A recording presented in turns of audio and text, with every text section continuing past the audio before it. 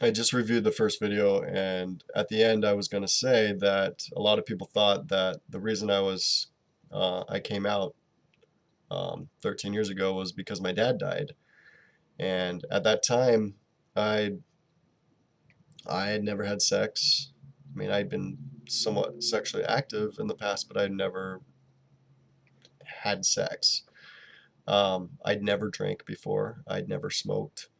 And I started doing all three things when I turned 25. And a lot of people thought that that was because of my dad dying. And in a sense, I guess it was because I just didn't care about what people thought.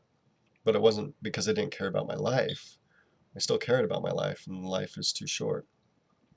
Um, Another thing I wanted to say, though, that I didn't get to say, um, was that the reason I finally came out in 2012 was because my friend died. And she died like within a month's time of finding out that she had cancer. And that really made me think about how life is so short. And I've had people die in my family before. My sister died, my father died, my grandparents, all four of them, have been dead since I was young. I've had uncles die. I've had other friends die. This was one of my favorite people in the world. And she died in a month, and I didn't get to talk to her on the phone. I talked to her online, but I didn't get that chance. I didn't have a phone at my house where I could talk to her, and I was in the process of getting a phone to talk to her, and I just didn't get that chance when I found out that she had died.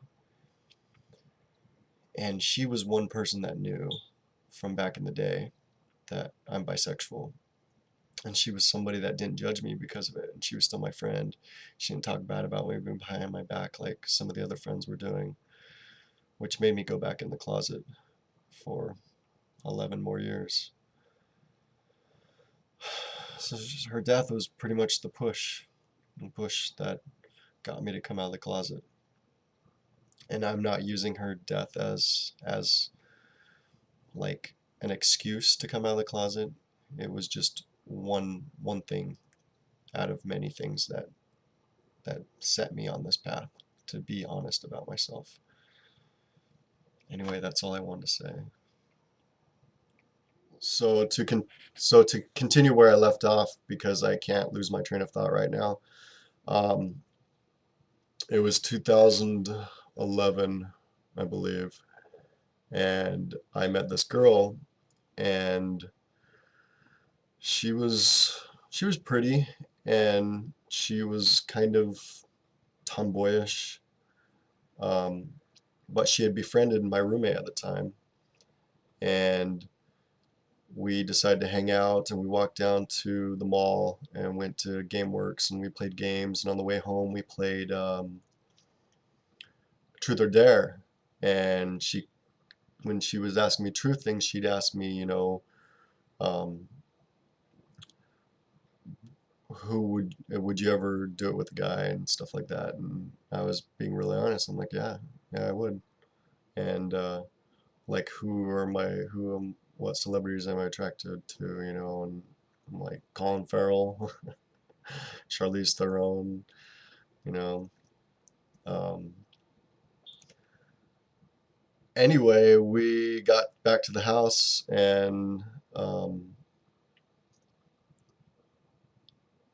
I dared the two girls to kiss, and then my roommate dared me and this girl to kiss.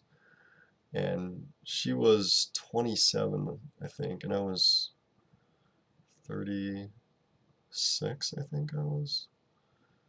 And like, that's the youngest girl I'd ever been with, and it just was so weird to me. She's 27, I'm 36, and I'm like, there's no way she'd want to sleep with me.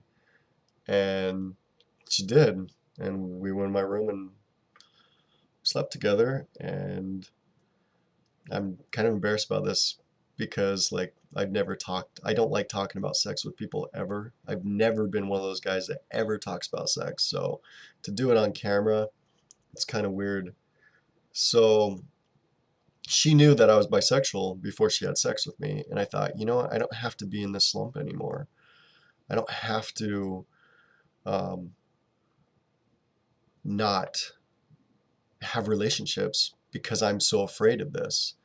And there's actually been people in my past that I haven't slept with because I was too afraid to tell them that I'm bisexual. I didn't want them to reject me, you know, because I've had girls tell me I'd never sleep with you because you're bisexual. And of course I told them, well, I wouldn't sleep with you because you have genital warts. But that's a whole other story. Um, I I gave me confidence, you know. Here's this woman that's willing to sleep with me, so there are plenty of other women that are willing to sleep with me. Anyway, I found out later that this lady was like the neighborhood whore, and she was a meth addict, and I kicked her out of my house, and I kicked my roommate out of my house as well because she was involved with her, and they were doing drugs in my house, and I can't have that in my house. So I thought I need to go get tested. And I should have gotten tested like 11 years earlier, but I've always been okay. I've never really been sick, so I went and got tested, and all the tests came back clear. I don't have HIV.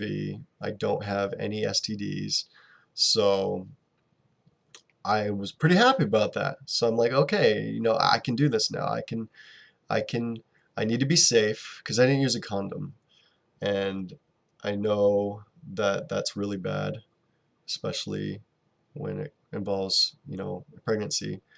Um, so I felt it was important to get tested for those reasons, and I don't think I have a kid anywhere, by the way, but I don't know where this girl is. Um, anyway, so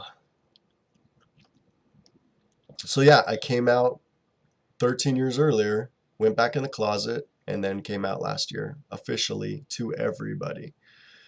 And you know what? Nothing's changed.